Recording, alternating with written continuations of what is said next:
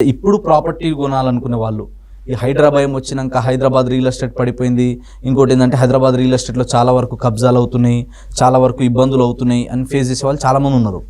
So అలాంటి వాళ్ళు తీసుకోవాల్సిన కొన్ని ఇంపార్టెంట్ జాగ్రత్తలు ఏమున్నాయన్నది మనం మాట్లాడదాం.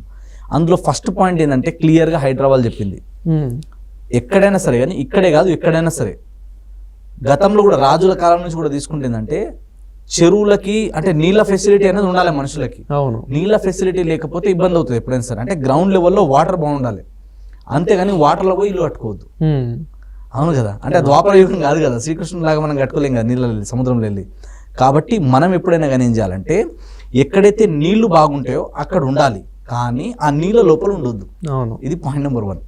అంటే ఏవైతే చెరువులు కానీ నాలాలు కానీ ఉంటాయో వాటికి కొంచెం డిస్టెన్స్లో ఉండాలి.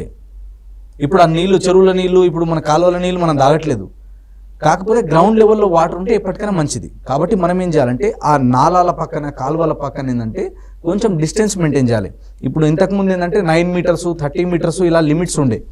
ఇప్పుడు గవర్నమెంట్ అఫీషియల్గా హైదరాబాద్ ఏం చెప్తున్నారంటే రాబోయే రోజులలో మీరు ఎక్కడ కొత్త లేఅవుట్లలో కొన్నా సరే అది మినిమం 300 ఫీట్స్ ఉండాలి, 300 మీటర్స్ ఉండాలి.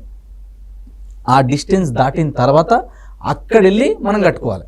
ఓకే, సో ఇది ఫస్ట్ పాయింట్ మనం గుర్తుపెట్టుకోవాల్సింది ఏంటంటే